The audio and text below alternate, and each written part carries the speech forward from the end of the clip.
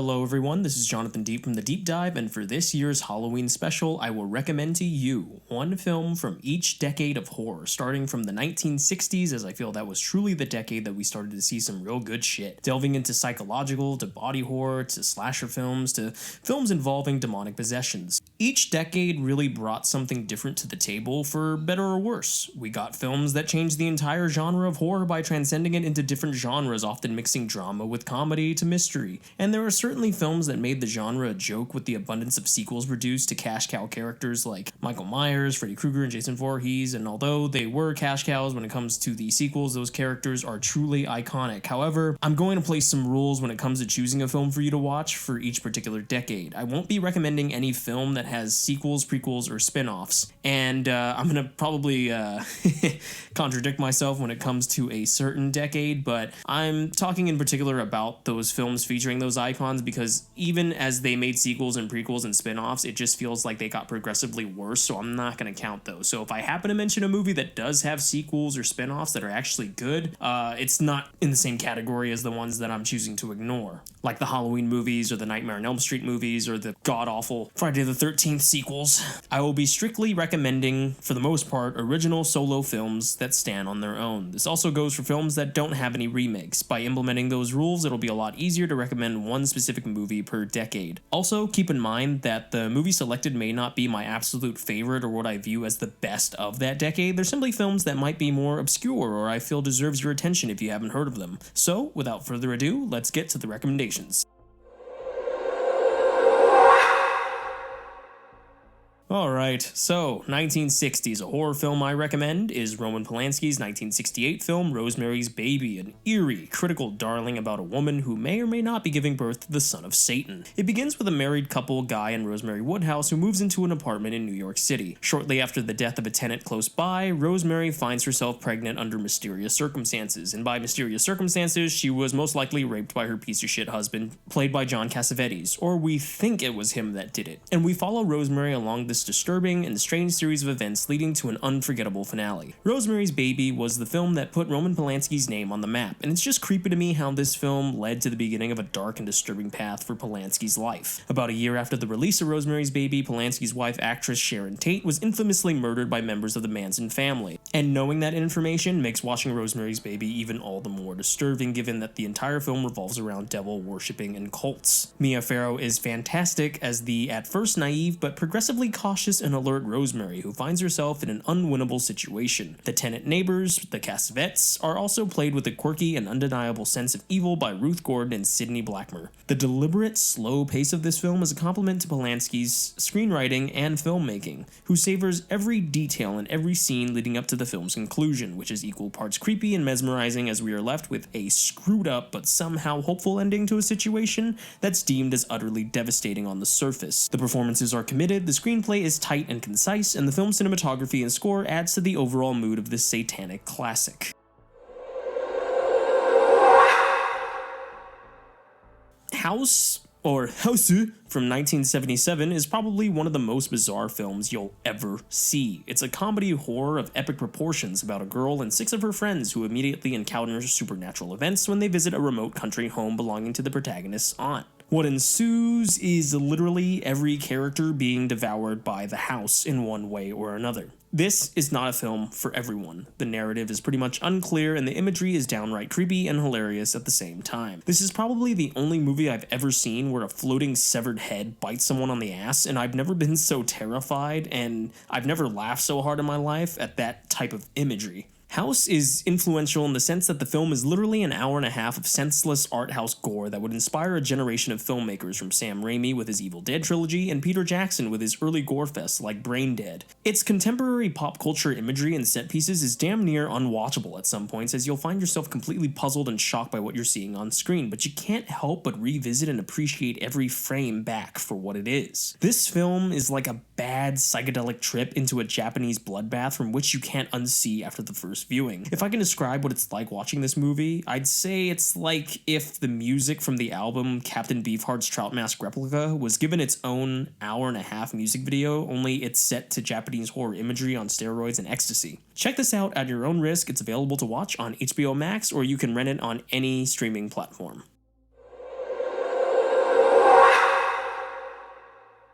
Videodrome is yet another David Cronenberg classic from the 1980s, and speaking of Cronenberg, check out my review of The Fly in that little link above. Videodrome is an awesome psychedelic social techno-horror and social commentary on technology, politics, and entertainment, and features one of James Woods' career best performances as Max Wren, a small television station CEO who stumbles upon a TV broadcast signal that consumes him into a world of unrelentless violence and torture. Max is soon finding himself unable to detach reality from the world of the broadcast. Cronenberg's films always feature an incredible amount of atmospheric dread, often foreshadowing the chaos and departure of humanity from men who are naturally curious of disrupting the course between reality and their own sanity. There are subtle and not so subtle hints about the world we find ourselves living in and being consumed by, whether it's the surrealist sense, political sense, primitive sense, or even psychosexual sense. More than any horror directors out there, Cronenberg is always excelling at letting the imagery and effects of the horror presented on screen affect the audience in a way where it leaves room for many questions. In the case of Videodrome, what we are seeing and how we respond is a direct representation of how Cronenberg depicts sex and violence in this film. Have we become so desensitized to sex and violence portrayed in the media that we have become emotionally numb to what we are seeing? Do we tune in and become drawn into that type of world to the point where we feel nothing, yet we continue to tune in and tune right back, and it becomes appealing to a certain stimuli we secretly crave? If so, what does that say about our own human nature? Does mankind have a sense of morality and censoring that keeps us from fully turning over to the darker side of things, or are we all naturally looking for some sort of thrill through a world of violence and disorder? It's all fascinating stuff, and the visual imagery, specifically the character of Max reaching into and being pulled into this signal of chaos, is a metaphor for how society relies so much on seeing violent, masochistic, and downright inhumane imagery that it becomes almost abnormal if we don't see it on a daily basis. Think about what you see on the news and in the media in general in real life. How often do we tune into things and view things that make us angry and or shock us as compared to tuning into things that are genuinely positive? How often do we see things that are genuinely positive in the news in the first place? When's the last time you turned on the news and the top story wasn't about a murder, crime, or corruption, or the bashing of every political spectrum? Videodrome is still relevant today, and it just adds to Cronenberg's genius as a social and visual filmmaker.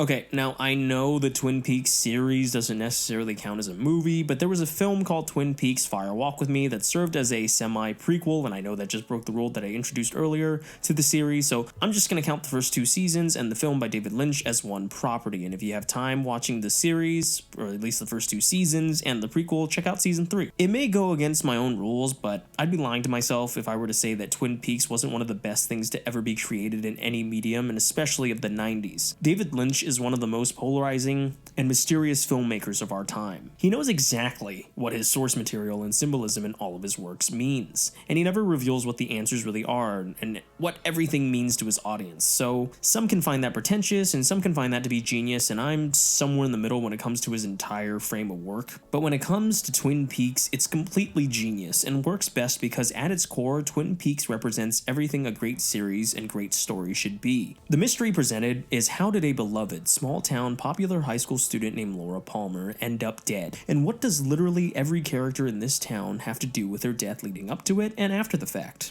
From this simple premise, Lynch introduces us to a world that is constantly like a revolving door of insanity and confusion that ends up delving into elements of sci-fi, horror, and the supernatural. Every single character, especially our protagonist, Special Agent Dale Cooper, who is one of the greatest protagonists of all time, are memorable because every character has a niche or quality to them that makes them unforgettable. This is one of the few shows where every introduced subplot is interesting, and even as we are taken down different storylines and arcs, the core and the heart of the show still aligns to its central mystery. The combination of soap opera style acting and strange offbeat humor is so enticing and interesting to watch. The scenes that are meant to be funny are hilarious and campy, and the moments that are meant to be disturbing and downright creepy are tuned up to an 11 on a 1 to 10 decibel scale. As for the prequel film, Fire Walk With Me, it's the weakest of the 3 seasons of Twin Peaks, and it's the weakest of anything Twin Peaks related, but its production value and overall importance to explaining the ending to season 2 is enough to warrant a watch. Twin Peaks isn't just your run-of-the-mill multi-genre series. It's an experience unlike any other. Every detail in the storytelling, cinematography, editing, score, and every performance is a perfect concoction of what David Lynch does best, which is creating a story that seems simple on the surface, but once explored from beginning to end, requires endless amounts of rewatchability to fully immerse yourself into every moment.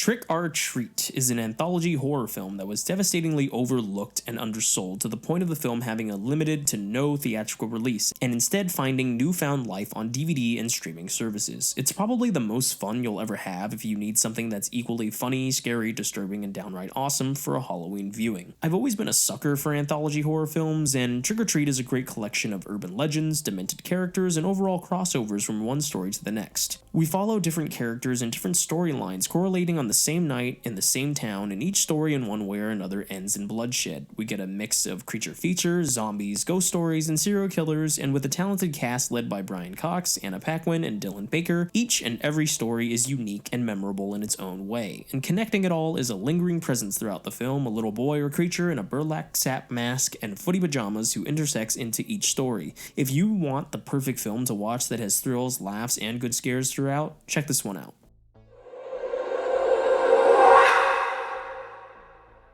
Okay, so we're going to go into the obscure Western horror, which is a genre that's not talked about as much, and for this particular genre, I'm going to recommend Bone Tomahawk, which is a 2015 Western horror starring the always badass Kurt Russell, Matthew Fox, Patrick Wilson, and Richard Jenkins. The story tells of 4 men who set out on a journey to rescue 3 people who have been kidnapped by savage cave dweller cannibals, and that's the plot. What follows is some of the most disturbing, graphic, and badass imagery I've ever seen in any Western or horror film this century. The film's direction by S. Craig Zoller and the cinematography by Benji Bakshi puts our characters in a desolate, savage landscape where death can come from any corner and humanity is lost and everything comes down to survival of the fittest. The performances, particularly from Kurt Russell and Matthew Fox of all people, are gripping. The situation presented at hand and the stakes involved in the film's missions are intense and nerve-wracking, and once we are introduced to these cave dwellers, it's absolutely disgusting and terrifying, which makes us care for and root for our heroes' survival even more. I don't know what it is with me and slow burn westerns too, but I just love the fact that this film takes time to build up our characters to the point where we genuinely care about them and hope for them to make it through, and once we are finally put into this savage environment on our hero's journey, it is worth all the wait. You don't even see the amount of violence and even sometimes offbeat humor coming, and it just adds to the overall experience and roller coasters that this story takes you on. Check this one out on Amazon Prime, and please don't eat anything before you get to that scene, specifically the last 30 to 45 minutes of the movie. Alright, so those are my recommendations for you guys to binge watch on Halloween if you have the time, specifically if you want to tune into Twin Peaks. That's obviously going to take more than one night, but I hope you enjoyed this video. If you liked it or if you dislike it, please hit the like or dislike button, leave a comment below, share, and subscribe. Thank you for tuning in to the deep dive video. Your support gives me drive to produce more content, and I will see you all next time.